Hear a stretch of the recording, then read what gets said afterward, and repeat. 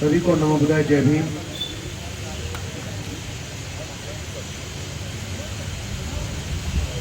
हम लोग 10-12 दिन से आंदोलनरत हैं, तो एक बात तो सबको समझ आ जानी चाहिए, केवल धरने प्रदर्शन से हम अगर समझते हैं हमें न्याय मिल जाएगा तो वो मिलने वाला नहीं है। जैसा भानु भाई बता रहे थे, सबसे बड़ी ताकत हमारे पास हमारी जनसंख्या है। हम अपने लोगों को, बहुजन लोगों को, एससी, एसटी, ओबीसी, माइनॉरिटी के लोग, जिनका भारत में हर क्षेत्र में शोषण हो रहा है, चाहे वो आर्थिक क्षेत्र हो, चाहे सामाजिक क्षेत्र हो, चाहे सांस्कृतिक क्षेत्र हो, चाहे शैक्षणिक क्षेत्र हो, चाहे औद्योगिक क्षेत्र हो, हर क्षेत्र में शोषण हो रहा है। तो शोषण हो क्यों रहा है? हम अगर बीमारी का इलाज करना चाहते हैं, मुझे ये लगता है कि पहले बीमारी के कारण को जानना जरूरी है। बीमारी के कारण को जाने बिना इलाज करेंगे तो इलाज नहीं होगा। जैसे भानु भाई कुछ बोल रहे थे, आपने का ध्यान से सुना, मैं याद दिलाना चाहता हूँ आपको। अभी बोला जाती जरूरी नहीं है कि वो एजुकेशन को इतना महंगा कर रहे हैं, यूनिवर्सिटीज को कैटेगराइज कर रहे हैं। यूनिवर्सिटीज को अपना खर्चा भविष्य में खुद उठाना पड़ेगा। खुद उठाने का मतलब है बच्चे को उठाना पड़ेगा। तो अगर सरकारें पहले यूनिवर्सिटी सरकार के खर्चे पे चला सकती थी, अगर पहले प्राइवेट स्कूल नहीं होते थे, सारे सरकारी होते थे, तो सरकारी स्कूलों में बहुत अच्छी पढ़ाई होती थी, तो सरकारी स्कूलों को कमजोर करके प्राइवेट खोलने का सिस्टम क्यों शुरू हुआ? कॉलेजों की पढ़ाई, हम लोग तो दिल्ली यूनिवर्सिटी से पढ़े, मैं यही रामदास कॉलेज से मैंने ग्रेजुएशन किया, कैंपस लॉ सेंटर से लॉ किया, इंडियन लॉ इंस्टीट्यूट से लेबर लॉ स्पेशलाइजेशन किया, इग्नू से post graduate diploma human resource management किया, फिर यहाँ एलएलएम का प्रेसिडेंट रहा दिल्ली यूनिवर्सिटी में। बचपन से लेके और एलएलएम के एडमिशन लेने तक का टोटल मैंने खर्च जोड़ा तो लगभग 8,000 रुपया, प्राइमरी से लेके और एलएलएम में एडमिशन लेने तक का टोटल खर्चा लगभग 8,000 रुपया।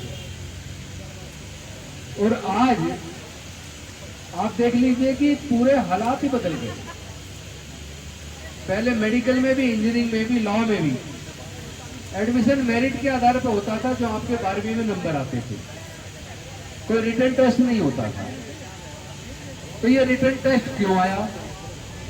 और चलो आ भी गया, कोई बात नहीं, जो बच्चा 11वीं 12वीं में पढ़ रहा है, अगर उसमें से ही वो कोर्स आ जाए जो रिटन टेस्ट होता, तो भी कोई दिक्कत नहीं है। लेकिन उसमें आधा आ रहा है वो जो आपने 11वीं 12वीं में पढ़ा है, आधा कहीं और से आ रहा है, तो इसको आप न्याय तो नहीं कह सकते। इसका मतलब जो बच्चे कोचिंग का खर्चा नहीं उठा सकते, ये ऐसे लोगों को, यानी उसमें कौन होंगे जो कोचिंग का खर्चा नहीं उठा सकते? 99% ऐसे बच्चे एससी, एसटी, ओबीसी और माइनॉरिटीज के होंगे। यानी कोचिंग का सिस्टम लाया इसलिए गया ताकि कोचिंग का खर्च जो नहीं उठा पाएंगे वो पढ़ाई से दूर हो जाएंगे। और कर्ज वगैरह करके कोचिंग करवा भी दोगे, अब उसको एग्जाम वो पास कर लेता है, इंजीनियरिंग, मेडिकल में, लॉ में, कहीं भी उसको एडमिशन होता है, तो उसको कई लाख रुपए हर साल चाहिए। एससी, एसटी, ओबीसी, माइनॉरिटी के 99% लोग वो पैसे का इंतजाम नहीं कर सकते। तो जो भानु जी कह रहे थे, मैं उस दिशा में ला रहा हूँ आपको। वो कह रहे थे कि किस तरह पढ़ाई का खर्च महंगा करके पढ़ाई छीनी जा रही है। तो सवाल ये पैदा होता है, पढ़ाई महंगी क्यों की जा रही है? हमारे बच्चों से पढ़ाई क्यों छीनी जा रही है? अगर इस चीज को जानना है तो आपको ये समझना पड़ेगा कि उन लोगों को सवाल करना पसंद नहीं है। वो लोग हजारों साल से हमारा उत्पीड़न करते आए हैं। देश के जल, जंगल, जमीन, सारे संसाधनों पे उनका कब्जा है, वही मालिक है। हमने कभी सवाल पैदा नहीं किया कि जल, जंगल, जमीन क्या कोई अपनी माँ के पेट से लेकर पैदा हुआ है, कि वही लोग सारे जल, जंगल, जमीन के मालिक हैं? क्या ये सवाल पैदा नहीं होता है कि उसमें हमारा हिस्सा कहाँ है, हम मालिक क्यों नहीं है? तो चूंकि हजारों साल तक सवाल पूछने ही नहीं दिया, और पूछा क्यों नहीं? क्योंकि आपको पढ़ने नहीं दिया। ना आपको पढ़ने नहीं दिया, ना तो पढ़ने दिया आपको, ना ही आपको व्यापार करने दिया, ना आपको संपत्ति रखने दिया। लेकिन डॉक्टर बाबा साहेब अम्बेडकर जी ने जैसे ही आपका पढ़ने का रास्ता खोला, जैसे रिजर्वेशन से आपकी नौकरी का रास्ता खोला, पढ़ने से आपको ज्ञान आ गया, पढ़ने से आपको अच्छे और बुरे का अंतर करना आ गया। और जब आपको पढ़ने से ज्ञान आ गया, अच्छे बुरे का अंतर करना आ गया, तो फिर आपने सवाल करना शुरू कर दिया। तो ये जो सत्ता में बैठे लोग हैं, या ये कह लीजिए जो जिनका देश के सारे संसाधनों पे कब्जा है, उन लोगों को आपका सवाल पूछना पसंद नहीं है। उनको ये तकलीफ पैदा हो गई कि ये लोग जो हजारों साल से गूंगे बहरे बेजुबान थे, ये सवाल क्यों करने लगे? इनके पास सवाल पूछने की आदत, ये ताकत कहां से आ गई? तो उनको समझ आया ये ताकत इनको पढ़ने से आई है। नौकरी थोड़ी मोटी लगी तो उससे घर में पैसा आने लगा, तो पैसे से भी ताकत आई है। तो पढ़ने से और पैसे से, नौकरी से उनको बोलने की ताकत आई है, इसीलिए वो सवाल करने लगे हैं। और सवाल करते करते ये भी करने लगे कि सारे ऊंचे पदों पे तुम्हारे कब्जा क्यों है, संख्या हमारी ज्यादा, लेकिन सत्ता में तुम ही क्यों हो? तो एक आंदोलन चला, चाहे वो कर्पूरी ठाकुर जी हो, चाहे रामस्वरूप वर्मा हो, चाहे जगदेव बाबू कुशवाहा हो, चाहे ललित सिंह यादव हो, चाहे उसके पीछे बाद में आए तो फिर कांसीराम साहब हो, लालू प्रसाद यादव हो, मुलायम सिंह जी हो, या कोई और हो, स्टालिन हो। उनको ये तकलीफ हो गई, पहले तो इन सारी कुर्सियों पे हमारे ही कब्जा होता था। जब से इनको पढ़ने लिखने का मौका मिल गया, जब से ये नौकरी में आने लगे, जब से इनको ज्ञान मिल गया, तब से केवल बोलने की ताकत नहीं आई है, तब से इन्होंने सत्ता में भी भागीदारी कर ली है, बड़ी बड़ी कुर्सियों पर आने लगे हैं, और ज्यादातर प्रदेशों में ओबीसी के मुख्यमंत्री बनने लगे हैं। तो ये तकलीफ उनको क्यों पैदा हो रही है, उस कारण को तो समझ लो। उस तकलीफ से वो निजात पाना चाहते हैं। वो जो सारी कुर्सियों पे उन्हीं का कब्जा रहता था, वो कुर्सियों को जाने का गम उनको बार बार कहता है कि तुमने इन्हें पढ़ने का मौका क्यों दे दिया, इनको नौकरी में आने का मौका क्यों दे दिया। पढ़ने से, नौकरी से इनमें ताकत आ गई, बोलने लगे, और धीरे धीरे पढ़ लिख कर अपने अधिकार के बारे में जानने लगे, और तो और अब ये हुक्मरान बनने लगे। तो ये दलित पिछड़े आदिवासी अगर ये हुक्मरान बनेंगे, तो जो हमारा हजारों साल से देश के सारे संसाधनों पर वर्चस्व है, हम उसको कैसे बना के बरकरार रख पाएंगे? ये तकलीफ उनके मन में थी। तो उन्होंने सोचा कि फिर जिस कारण से इनके पास बोलने की ताकत आई है, जिस कारण से ये लोग ताकतवर बने हैं, जिस कारण से ये लोग सत्ता में आने लगे हैं, उस कारण को ही खत्म कर दो। तो उन्होंने सोची समझी साजिश के तहत एक तरफ पढ़ाई महंगी करके SC ST OBC माइनॉरिटी के बच्चों से और मजदूरों किसानों के बच्चों से पढ़ाई छीन ली, और नौकरियों को सबको धीरे धीरे प्राइवेटाइज कर दिया। देश के सारे संसाधन प्राइवेट हाथों में बेच दिए। तो जो प्राइवेट हो गया, वहां आपका रिजर्वेशन खत्म, वहां आपकी नौकरी के रास्ते खत्म। बल्कि हालात याद रखें, आपका बच्चा अगर गोल्ड मेडलिस्ट भी हो, आपका बच्चा ऋतु की तरह PhD किए हुए हो, उसके बाद भी अगर इंटरव्यू देने जाएगा, तो इंटरव्यू बोर्ड में जो लोग बैठे हैं, जो कंपनी के मालिक हैं, वो पूछेंगे आपका नाम क्या है। अब आप अपना नाम बताएंगे अनिल कुमार, चलो भानु प्रताप सिंह में तो कंफ्यूज हो सकते हैं, पर राजेंद्र पाल कौन है भाई? तो नाम से ही समझ जाएंगे कौन। मतलब पहली बात तो जैसे ही पूछेंगे तुम्हारा नाम क्या है, मैं कहूंगा राजेंद्र पाल, नहीं पूरा नाम बताओ।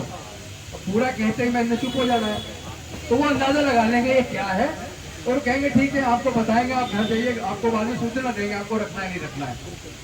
लेकिन अगर आपने कहा मेरा नाम फलाना मिश्रा है, मेरा नाम फलाना पांडे, दुबे, चौबे, त्रिवेदी, तो समझ लो आपका पहले 50% तो नंबर आपको उसी के मिल गए।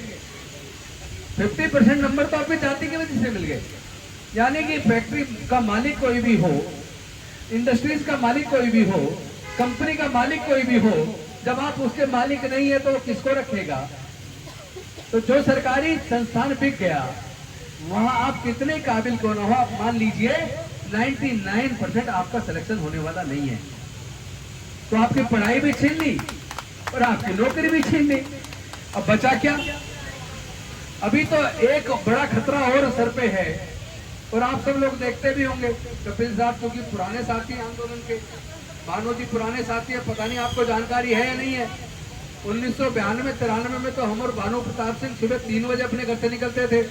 ये अपनी गाड़ी थी फिएट, उसको लेके आते थे, उसका 1 नंबर था। इनके फूफा जी की गाड़ी थी, ऐसा धरी साहब की, उस गाड़ी का नंबर ही 1 था। और हम सारे सुबह निकल के 4 बजे एक जगह मिलते थे, और वहां से फिर समता सिंह दल की शाखा लगाने जाते थे। कभी तो जा रहे हैं उधर, कौन सा गांव था वो, लंबी कला, कभी खेड़ा खुर्द, कभी जा रहे वहां उस पे देवली पहाड़ी पे। तो ऐसे अलग अलग जगह जाके हम लोग शाखा लगाते थे समता सिंह दल की। एक बार की मुझे याद है, एक जगह गोल मार्केट में झुग्गियां हुआ करती थी, अब तो वहां बड़े बड़े बंगले बन गए, ऑफिसर्स के लिए फ्लैट बन गए। तो वहां सुबह शाखा लगानी थी, हम लोग गए और वहां सब सोए हुए, चूंकि हम इतने वक्त के पाबंद थे, हमने 4 बजे कह दिया तो 4 बजे पहुंच गए। अब हम वहां 4 बजे पहुंच गए, सारे मंदिर सब सोए हुए। एक का नाम छोटे लाल, एक का बड़े लाल। और भानु प्रताप सिंह जी कहते, अरे बड़े लाल कहाँ सो रहा है भाई? ऐसे हम लोग मतलब करके लोगों को जगा के वहीं पे हम शाखा लगाते थे, अपने लोगों को जागरूक करते थे। तो आज के आंदोलनकारी नहीं है हम लोग, ऐसे नहीं है कि पहले समाज सेवा की और राजनीति में चले गए, राजनीति में जाके फिर समाज को छोड़ दिया। हम पहले भी सामाजिक थे, आज भी सामाजिक हैं, और मरते दम तक सामाजिक आंदोलन के ईमानदार सिपाही रहेंगे। उन्होंने साजिश करके हमारी पढ़ाई तो छीन ली, नौकरी तो छीन ली, लेकिन वो ये भूल गए कि जो डॉक्टर बाबा साहब अम्बेडकर की लगाई हुई चिंगारी है, वो तो तेजी से बढ़ती जा रही है। जिस तरह वो होता है ना यूरेनियम, जिससे परमाणु बम बनता है, उसमें कहीं से जरा सी चिंगारी लग जाए तो वो चिंगारी आगे बढ़ती चली जाती है, वो बहुत बड़ी आग बन जाती है। तो डॉक्टर बाबा साहब अम्बेडकर की लगाई चिंगारी की वजह से मौर्य जी पैदा हुए, कांसीराम साहब पैदा हुए, और जाने कितने सारे लोग पैदा हुए। तो हम भी उसी चिंगारी के छोटे से कण हम भी हैं, और हम ऐसे ही मरने वाले नहीं हैं। इस लड़ाई को अंजाम तक पहुंचाएंगे। और ये ध्यान रहे, ये लड़ाई जो ऋतु भी बोलती है, ये लड़ाई केवल ऋतु के कोई नौकरी के सवाल को लेके नहीं है। ये लड़ाई है जो बहुजन समाज के हक अधिकार छीने जा रहे हैं, उसको वापस कैसे लेना है। तो अब इस लड़ाई को हम आगे भी बढ़ाना वाले, यहाँ तो आंदोलन चल ही रहा है। हम तो अब गांव गांव, गली गली, घरे घर जाके लोगों को इस बात के लिए जागरूक करेंगे कि तुम्हारा क्या छीना है, किसने छीना है, कैसे गर्दन पकड़ के वापस लेना है।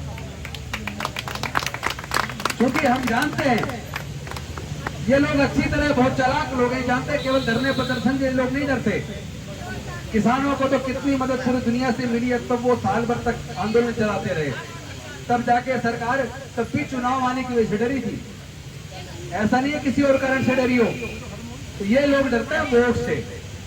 तो हमें जब इतनी अकल तो आई गई है कि हम अपने पूरे बहुजन समाज को उनकी वोट की कीमत बता दें, क्योंकि हमारे लोग वोट की कीमत नहीं समझते। जब ये संविधान सभा में चर्चा हो रही थी कि अब वोट किसको वोट का अधिकार देना, अंग्रेज जाने वाले, अपनी सरकार चुननी है, तो आपके जानकर ताजुब होगा 1935 के अधिनियम से पहले जब वोट पे चर्चा हुई थी, जब डॉक्टर बाबा साहब अम्बेडकर ने 3 राउंड टेबल कॉन्फ्रेंस के माध्यम से अंग्रेज सरकार को कन्विंस किया था कि रिप्रेजेंटेशन केवल माइनॉरिटीज को नहीं, SC ST को भी रिप्रेजेंटेशन चाहिए, और उस बात को अंग्रेज सरकार ने मान लिया था। उसके बाद जब वोट पे चर्चा हुई कि वोट किसको मिलना चाहिए, आपको जानकर ताजुब होगा उस वक्त की सरकार और खासतौर पर कांग्रेस, क्योंकि एक ही पार्टी थी पूरे देश में जो इस आंदोलन को लेकर चल रही थी, वो थी कांग्रेस। तो उस पर जब चर्चा हुई किसको वोट का अधिकार मिलना चाहिए, तो वो वोट का अधिकार केवल इनकम टैक्स पे करने वाले को दिलाना चाहते थे, केवल ग्रेजुएट को दिलाना चाहते थे, केवल बड़े जमींदारों को दिलाना चाहते थे। अब सोच के देखो, हमारे लोगों को तो पढ़ने लिखने पे धार्मिक बंदिश थी, तो हम तो ग्रेजुएट नहीं बन सकते थे। हमारे लोगों के व्यापार करने पर धार्मिक बंदिश थी, तो हम लोग व्यापारी भी नहीं बन सकते थे, और व्यापारी नहीं बन सकते थे तो इनकम टैक्स पे ही कहां से बनते। हम लोग संपत्ति रखने का हमें अधिकार नहीं था, तो हम लोग फिर जमींदार भी नहीं बन सकते थे। इसका मतलब संविधान सभा के सदस्य जो उस वक्त तो अंग्रेजों की सरकार थी, लेकिन ये सवाल संविधान सभा के सामने भी आया था, इसलिए दोनों को जोड़ के बता रहा हूँ। डॉक्टर बाबा साहेब अम्बेडकर जी ने अपनी बुद्धि और विवेक से पूरे संविधान सभा को इस बात को मानने के लिए मजबूर किया कि वोट का अधिकार भारत में रहने वाले सभी लोगों को समान रूप से मिलना चाहिए। चाहे मजदूर हो या किसान हो, गरीब हो या अमीर हो, छोटा हो या बड़ा हो, किसी भी जाति किसी भी धर्म का हो, सबको वोट का अधिकार मिले। One man one vote one value. लेकिन हुआ क्या, इतनी मुश्किल से वोट का अधिकार मिला था, लेकिन हम लोग वोट की कीमत को नहीं समझ पाए। 1000-2000 रुपए में, शराब की बोतल में, 10-20 किलो अनाज में अपने वोट को बेच देते हैं और ये भूल जाते हैं जिसके पैसे से वो हमारी वोट खरीद रहा है, उसी के हाथों पूरे देश का भविष्य, हमारे बच्चों का भविष्य को बेच रहा है। तो हमें केवल एक ही काम करना पूरे देश के अंदर, दूसरों को छोड़ो, तुम अपने अपने गली मोहल्लों में निकल जाओ, दलितों के, पिछड़ों के, आदिवासियों के, अल्पसंख्यकों के, उन्हें सिर्फ ये एहसास करा दो कि तुम्हारी वोट से ही सत्ता चेंज होगी और तुम्हारी वोट से ही तुम्हारे आने वाली संतानों की तकदीर लिखी जाएगी। हम ये समझाने में कामयाब हो जाए तो हमें ये धरने प्रदर्शन करने की जरूरत नहीं है। उसके बाद सत्ता तुम्हारी होगी, फिर अपने लोगों को न्याय दे देना, फिर क्यों किसे मांगने की जरूरत है। और इसीलिए तो कांशीराम साहब कहते थे, मांगने वाले नहीं देने वाले बनो। तो अब देने वाले ही बनना, अपना हक छीन लेंगे इनसे। ज्यादा टाइम दूर की बात नहीं है, अपना हौसला खोने की जरूरत नहीं है। लड़ाई काफी आगे बढ़ चुकी है। पहले इसी लड़ाई को जब हम लोग लड़ा करते थे, हम बता रहे कम से कम अब से 30 साल पहले की बात, डीसी कपिल साहब अध्यक्ष होते थे दिल्ली प्रदेश के कन्फेडरेशन के, और हम लोग समता सैनिक दल में मैं और भानु प्रताप सिंह जी हम लोग काम करते थे। उस जमाने में देखे तो केवल दलित लोग आंदोलन में थे। आज तो इतनी बड़ी सफलता है, ओबीसी भी आंदोलन में आ गया, आदिवासी भी आ गया, माइनॉरिटी भी आ गया। तो इतनी लंबी मेहनत के बाद कम से कम इतने कामयाब तो हो गए कि अब केवल एसटी लड़ाई नहीं लड़ रहा है। हम अम्बेडकरवादी केवल एसटी नहीं है, आज एससी, एसटी, ओबीसी, माइनॉरिटी सब लोग अम्बेडकरवादी हैं, क्योंकि सब लोग जान गए भारत में 2 विचारधाराओं के बीच में लड़ाई है, एक अम्बेडकरवाद, एक मनुवाद। एक न्याय पे आधारित है, एक अन्याय पे आधारित है, एक समता पे आधारित है, एक विषमता पर आधारित है। तो समतावादी लोग, अम्बेडकरवादी लोग, मानवतावादी लोग एकजुट हो गए और अभी तो शुरुआत है। अभी तो हम 10-15% एकजुट हुए, हमें तो पूरा जितना भी हमारा हिस्सा है वो सबको एकजुट करके इतनी ताकत बना देनी है कि फिर हमें किसी से अपना अधिकार मांगना नहीं पड़ेगा, हमें धरने प्रदर्शन करने की जरूरत नहीं पड़ेगी, हम अपना अधिकार अपने आप ले लेंगे। बहुत बहुत धन्यवाद। जय भीम, जय भारत।